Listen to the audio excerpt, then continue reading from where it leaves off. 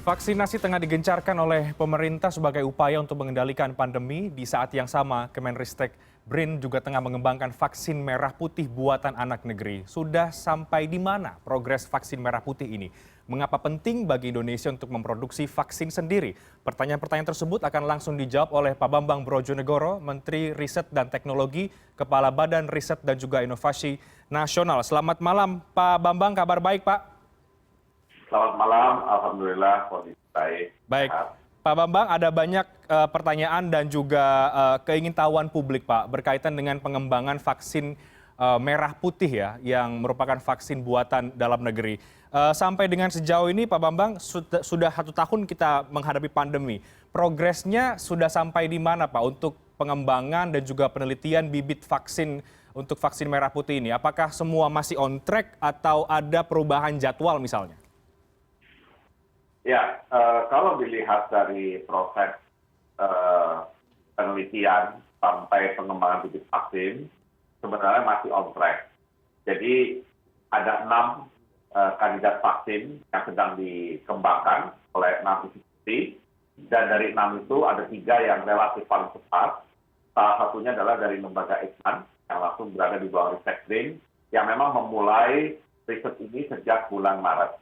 Dan rencananya di bulan ini kita akan menyelesaikan bagian dari lab-nya dan menyerahkan bibit vaksinnya kepada Bio Farma.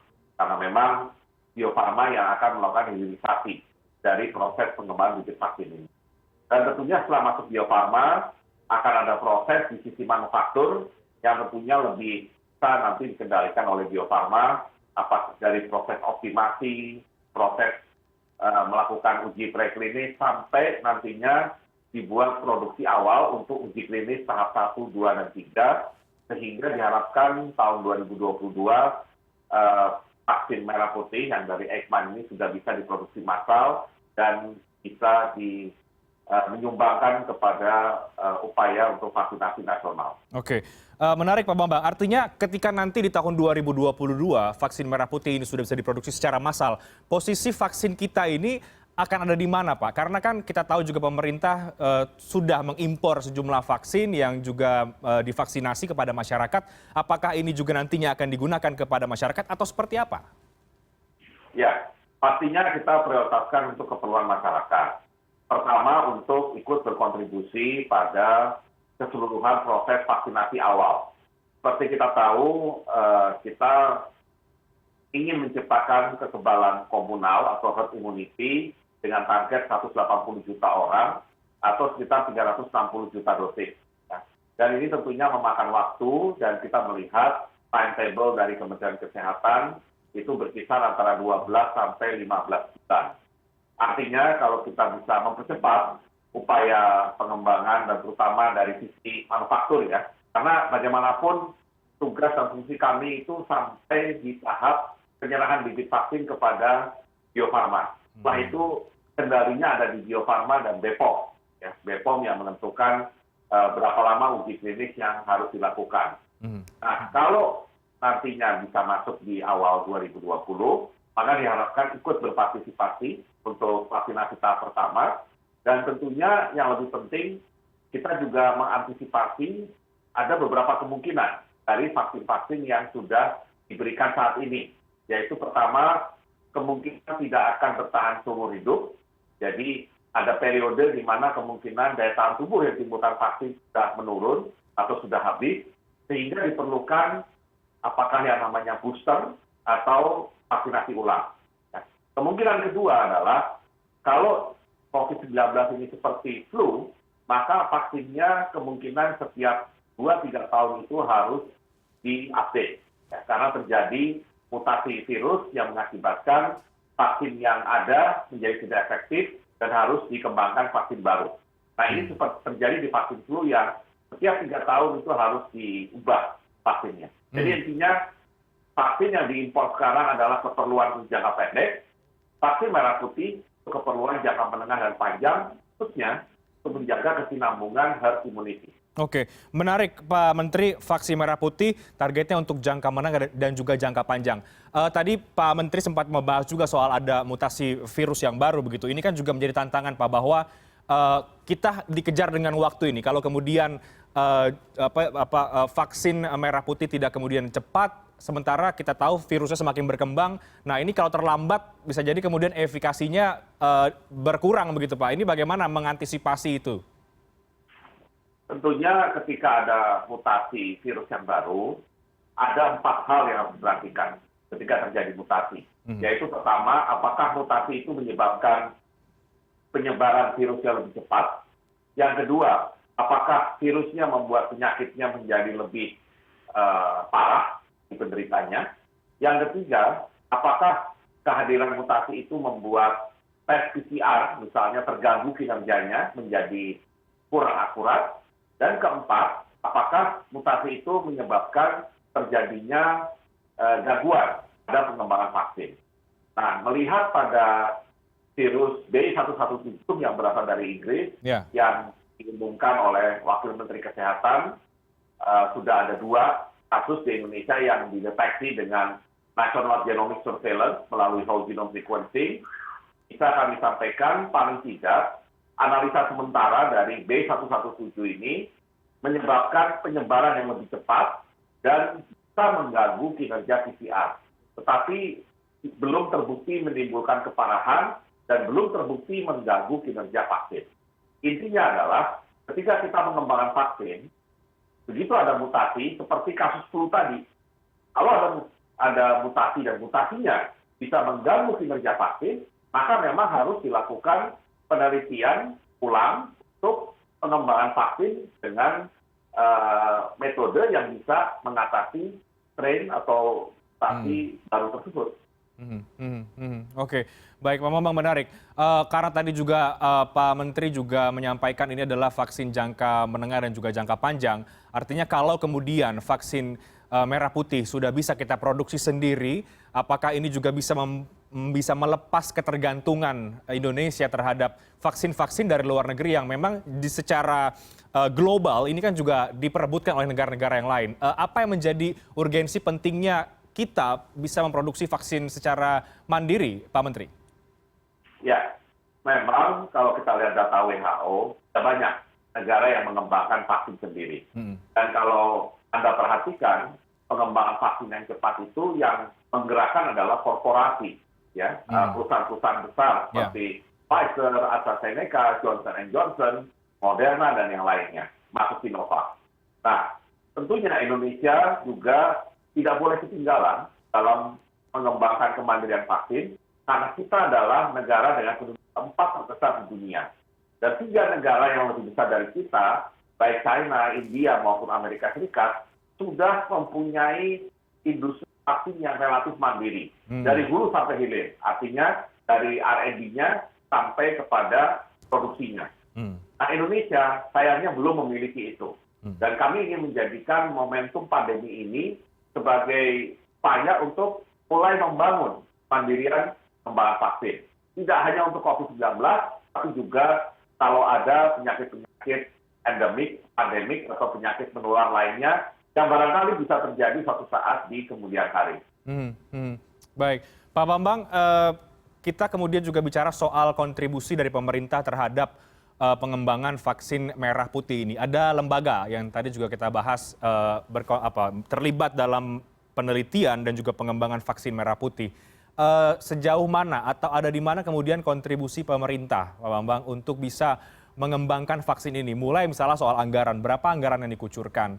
Kemudian apakah dalam pengembangan ini juga melibatkan misalnya ilmuwan-ilmuwan dari negara lain atau memang fokus saja kemudian kita dengan apa yang source yang kita punya di Indonesia? Seperti apa sebetulnya, Pak? Ya, tentunya yang memimpin penelitian dan pengembangannya itu adalah institusi penelitian di Indonesia. Saat ini yang tergabung dalam konsorsium vaksin merah putih ada 2 lembaga penelitian, yaitu lembaga Eijkman yang langsung berada di bawah Kemenristek BRIN, serta LIPI yang merupakan lembaga penelitian di bawah koordinasi kami. Kemudian ada 4 perguruan tinggi, Universitas Indonesia, ITB, UGM, dan Universitas Erlangga, yang juga ikut pengembangan vaksin. Masing-masing dari mereka ada yang bekerja secara sendiri, artinya dalam tim mereka sendiri, tapi ada juga yang masing-masing bekerja dengan peneliti dari luar. Dan menurut saya ini sah-sah saja karena memang yang namanya transfer of teknologi untuk vaksin ini sangat kita perlukan. Mengingat kita bukan yang terdepan di dalam hal ini. Dan dukungan dari pemerintah adalah dalam bentuk anggaran, terutama anggaran di penelitian, dan yang besar adalah anggaran untuk di bidang uji klinisnya. Ya. Untuk uji klinis itu diperkirakan satu institusi membutuhkan minimal 100 miliar untuk uji klinis. Ya. Sedangkan untuk penelitian diperlukan kira-kira 10-20 miliar, termasuk kalau misalkan harus ada pengadaan alat bagi lembaga-lembaga yang saat ini masih bekerjanya di tataran lab. Jadi kami sudah menyiapkan anggaran baik dari tahun lalu sampai tahun ini, bahkan juga tahun depan, agar proses pengembangan vaksin bisa difinalisasi sampai kepada produksi. Kalau sudah sampai produksi, tentunya biaya akan ditanggung oleh perusahaan itu sendiri, ya, yang nantinya vaksin yang disiapkan akan dibeli oleh Kementerian Kesehatan sebagai pihak yang memang melakukan pengadaan vaksin itu sendiri. Oke, jadi per lembaga, saya ulangi lagi Pak, per lembaga itu untuk penelitian saja ya, kira-kira 10-15 miliar itu cukup Pak Menteri? 10 sampai, kalau untuk penelitian di lab itu cukup, ya. Terutama memang sebagian dari para institusi itu sudah mempunyai lab atau peralatan yang relatif lengkap, ya. Dan kalau yang mahal itu memang uji klinis, karena kita membutuhkan relawan dan membutuhkan berbagai macam dukungan agar uji klinis bisa berlangsung lancar. Oke, baik. Pak Menteri, satu hal lagi yang juga menarik adalah vaksinasi ini dianggap juga sebagai tools ya untuk bisa kita menuju perbaikan atau pemulihan ekonomi. Anda sebagai Menteri Riset dan juga Teknologi, Kepala BRIN, tapi juga kita tahu punya latar belakang sebagai seorang ekonom, begitu. Bagaimana Anda melihat optimisme, melihat bahwa vaksin ataupun nanti ketika kita sudah punya vaksin merah putih, ini diproduksi, digunakan secara massal, ini bisa menuju ke perbaikan ekonomi yang sempat dihantam pandemi COVID-19, Pak. Menarik, tapi kita bahas usai jeda, Pak. Kami akan segera kembali sesaat lagi. Saya masih bersama dengan Pak Bambang Brojonegoro, Menteri Riset dan Teknologi, Kepala Badan Riset dan juga Inovasi Nasional. Kita masih membahas soal menanti vaksin buatan dalam negeri, dalam hal ini adalah vaksin merah putih. Pak Bambang, sudah kita banyak tadi beberapa hal yang mulai dari progres vaksin merah putih, anggaran yang dikeluarkan, terutama juga target-target yang akan nanti dikejar dengan vaksin merah putih. Pak Bambang, sebelum kita bicara kemudian soal pemulihan ekonomi melalui vaksin misalnya, kita tahu juga Pak Bambang bahwa ada banyak sebetulnya riset dan juga penelitian di bidang yang masih relevan dengan penanganan pandemi di Indonesia ini. Ada vaksin Nusantara misalnya, vaksin yang lain. Ada juga sebetulnya ada Genos begitu. Nah, di tengah ada beberapa pilihan ini Pak Bambang, fokus pemerintah apakah memang vaksin merah putih kah atau memang juga tidak menutup kemungkinan ada juga kemudian ide ataupun gagasan yang lain yang juga diperhatikan, Pak? Ya, tentunya pertama kita harus memastikan vaksinasi itu mencapai tujuannya, yaitu herd immunity. Karena itu adalah kunci dari upaya kita untuk bisa mengendalikan pandemi ini dengan baik. Tetapi untuk mencapai herd immunity yang membutuhkan waktu tadi, maka diperlukan juga alat pendukung atau terapi, dan kita bisa paling tidak mengurangi tingkat penularan dan meningkatkan tingkat kesembuhan. Menurut saya dua variabel itu sangat penting. Nah, untuk mengurangi tingkat penularan, maka Genos misalkan itu sangat bermanfaat karena dia bisa men-screening atau menseleksi orang-orang yang positif sehingga tidak bercampur dengan orang yang negatif, ya, untuk satu event kegiatan atau suatu misalkan perjalanan dengan kereta api atau dengan pesawat udara. Nah, untuk terapi kita tetap mengedepankan misalkan upaya dengan terapi plasma, dengan stem cell. Kita harapkan bisa mengurangi tingkat kematian dan membuat tingkat kesembuhan kita tetap berada di atas rata-rata dunia. Ya. Jadi dua hal itu tetap harus kita perhatikan. Di samping kita terus mengupayakan vaksinasi mencapai tujuannya, dan kemudian herd immunity sendiri harus dijaga langsung. Oke, baik.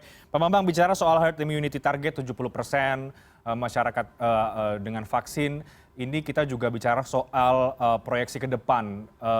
Pandemi ini kan menghantam sektor ekonomi, Pak. Dari perspektif Anda, Pak Bambang, sebagai Menristek, yang juga mengembangkan vaksin merah putih yang tentu diharapkan ini bisa menjadi alat untuk bisa menangani pandemi COVID-19. Kemudian juga kita tahu ada tantangan ekonomi ke depan. Anda juga punya background ekonom, Pak. Ini menarik. Bagaimana Anda melihat vaksin ini sebagai salah satu upaya tidak hanya menangani pandemi dari segi kesehatan, tapi juga bisa berdampak terhadap pemulihan ekonomi secara nasional, Pak? Ya, pertama kalau kita lihat kenapa kegiatan ekonomi terdisrupsi atau terganggu dengan adanya pandemi. Salah satunya karena diharapkan orang semua mengurangi kegiatannya, mengurangi kerumunan, dan menghindari misalkan pertemuan langsung atau tatap muka. Itu terjadi karena kita sebagai manusia belum punya cukup antibodi yang bisa membuat tubuh kita mempunyai pertahanan terhadap kemungkinan serangan virus COVID-19. Itulah kejadian yang membuat ekonomi jadi terkontraksi cukup dalam. Tetapi dengan adanya vaksin, dan kita tahu antibodi yang dalam tubuh kita, ada antibodi yang memang sudah kita miliki. Tetapi antibodi yang kita miliki itu bukan antibodi yang paham mengenai virus COVID-19. Antibodi yang paham atau kenal virus COVID-19 adalah antibodi yang harus ditimbulkan oleh vaksin. Jadi vaksin itu intinya membuat antibodi kita mengenal virus COVID-19 dan begitu kenal, istilahnya dia bisa mengalahkan virus tersebut. Nah, begitu vaksinasi mencapai herd immunity, maka kemungkinan si virus itu tidak mendapatkan host di manusia lagi, makin susah dia untuk beredar dari satu orang ke orang lain. Ya, kita harapkan tingkat infeksi penularan menurun dan orang sudah merasa punya antibodi yang cukup dan ditambah dengan tetap misalkan mengedepankan 3M, maka orang-orang itu lebih berani untuk melakukan kegiatan ekonomi dan dengan itu kegiatan ekonomi akan mulai pulih. Karena memang pergerakan manusia selama ini sangat menentukan cepat tidaknya pertumbuhan ekonomi di semua negara. Oke, ini juga tampaknya Pak Bambang sudah mulai memahami atau kemudian mulai terjun ke penelitian sehingga tidak hanya kemudian soal ekonomi, Pak. Ini menarik. Apa cerita, Pak, yang menarik ketika mengembangkan vaksin merah putih ini sejauh yang kemudian Anda lihat, Anda pantau, Anda berkorespondensi dengan para peneliti dan juga para pengembangnya? Apa sebetulnya ini kan barang yang baru ya, Pak, bagi negara kita memproduksi vaksin sendiri untuk satu penyakit yang juga masih banyak orang bertanya-tanya soal ini. Kendala atau kemudian seperti apa perjalanan sehingga untuk menuju ke nantinya ini bisa diproduksi secara massal, itu ada cerita apa, Pak Bambang? Ya, kebetulan kalau saya lihat sejarah pengembangan vaksin di Indonesia, kita sebenarnya memang belum pernah punya pengalaman mengembangkan vaksin dari nol, dari hulunya, dari yang paling hulu sampai yang paling hilir, yaitu melakukan vaksinasi itu sendiri. Yang ada malah menariknya, ada yang di hulu saja, yaitu ada penelitian. Bahkan lembaga Eijkman pernah dicoba mengembangkan vaksin untuk malaria, vaksin untuk demam berdarah, maupun vaksin untuk hepatitis B. Tapi vaksin yang dikembangkan di lab tersebut tidak pernah dibawa ke Bio Farma atau ke manufaktur, ya, dia berhenti di lab. Sebaliknya, Bio Farma itu punya tugas memproduksi vaksin untuk keperluan imunisasi, imunisasi dasar yang cukup banyak jumlahnya itu. Dan mereka sudah terbiasa melakukan produksi itu. Tetapi memang bibit vaksinnya bukan berasal dari penelitian dan pengembangan yang dilakukan di dalam negeri, tapi berasal dari misalkan bibit vaksin yang berasal dari luar negeri, atau yang sudah dalam bentuk bulk, dalam bentuk cairan besar yang kemudian masukkan ke dalam botol-botol, kemudian disalurkan untuk kegiatan imunisasi. Nah, karena itu tantangan terbesar kami adalah justru saat-saat ini, yaitu ketika bibit vaksin dari penelitian di lab mau dibawa ke pabrik. Pabriknya mungkin juga belum biasa, penelitian pun kadang-kadang juga masih mencari bentuk kira-kira bibit vaksin seperti apa yang bisa diterima langsung oleh pabrik. Nah, ini terus terang tahapan yang harus kami pantau benar agar jangan sampai masih adanya kegamangan pada tahap ini menimbulkan delay yang terlalu lama. Ya. Tapi yang saya lihat, para peneliti vaksin kita sebenarnya luar biasa. Mereka punya kemampuan yang bahkan bisa mempelajari platform terbaru, tapi memang sampai saat ini mereka belum punya kesempatan. Dan mudah-mudahan dengan pandemi ini mereka punya kesempatan untuk membuktikan bahwa kemampuan mereka mengembang vaksin nantinya bisa memenuhi harapan dari masyarakat. Jadi Anda melihat para peneliti kita, source yang kita miliki sebetulnya mampu untuk kemudian bisa menciptakan vaksin sendiri, bisa memproduksi sendiri sampai nanti akhirnya kita bisa gunakan sesuai target di tahun 2022, Pak Bambang. Ya, betul sekali. Saya sangat optimis dengan kemampuan para peneliti kita yang tidak hanya berasal dari Fakultas Kedokteran, tapi juga berasal dari Fakultas MIPA, ya, bahkan juga dari Fakultas Kedokteran Hewan, karena mereka juga sudah terbiasa bikin vaksin hewan. Dan dengan kerjasama antar bidang inilah kita bisa melihat bahwa sebenarnya Indonesia itu punya kemampuan yang luar biasa, tapi memang sampai saat ini belum diberikan kesempatan, khususnya kesempatan untuk bisa membawa vaksin dari lab, dari bibit vaksin, menuju vaksin yang siap untuk diproduksi massal. Oke, baik. Pak Bambang terakhir, bicara soal vaksin merah putih, apa target yang diminta oleh Presiden Joko Widodo kepada Anda berkaitan dengan produksi dan juga pengembangan penelitian dari vaksin merah putih itu sendiri?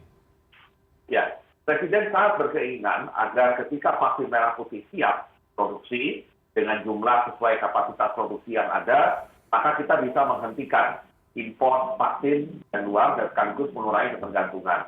Karena itu kami mencoba untuk tadi mempercepat beberapa timetable yang kami hadapi. Harapan dari Presiden paling lambat tahun 2022, khususnya awal 2022, vaksin merah putih sudah bisa berkontribusi terhadap program vaksinasi di Indonesia. Oke, selain mengurangi ketergantungan, Pak, sebetulnya apa benefit yang bisa diambil oleh Indonesia ketika sudah bisa memproduksi vaksin secara sendiri, Pak, terutama dalam menangani pandemi COVID-19 dan kita tidak pernah tahu kapan ini kemudian ujungnya akan berakhir? Ya, karena betul sekali, Pak. Kalau kita tidak melakukan apa-apa dan ternyata pandemi ini misalkan masih cukup panjang, belum lagi vaksin yang ada tidak memberikan daya tahan tubuh yang seumur hidup, maka kebutuhan kita akan vaksin akan muncul terus-menerus. Jadi tidak hanya 2020, 2021, mungkin akan berlanjut di tahun-tahun berikutnya. Dan disitulah negara dengan 270 juta penduduk itu pasti membutuhkan vaksin dalam jumlah besar. Dan secara teori ekonominya kalau sudah ada demand yang besar, ya harusnya ada keinginan untuk memenuhi pasokan dari permintaan tersebut. Nah, dari situlah kita ingin mengembangkan vaksin merah putih sebagai cikal bakal kemandirian vaksin di Indonesia. Dan jangan lupa, penanganan kesehatan kita secara umum, tidak hanya tentang COVID, harus mulai berubah dari kesehatan yang sifatnya menyembuhkan atau kuratif menuju kesehatan yang bersifat mencegah atau preventif. Dan salah satu instrumen untuk kesehatan preventif tidak lain adalah vaksin. Baik, tentu harapan kita bersama Pak Bambang, ini semua vaksin merah putih bisa berjalan lancar sesuai dengan target, terutama di tahun 2022 untuk bisa produksi secara massal dan digunakan oleh bangsa Indonesia sebagai wujud kemandirian kita memiliki vaksin sendiri. Terima kasih banyak Pak Bambang Brojonegoro untuk informasi dan juga perspektif yang Anda bagikan pada malam hari ini di 1 tahun pandemi COVID-19 di Indonesia, dan kita tentu berharap semua berjalan lancar untuk proyek pengembangan untuk vaksin merah putih. Terima kasih Pak Bambang Brojonegoro, Menteri Riset dan Teknologi dan juga Kepala Badan Riset dan Inovasi Nasional.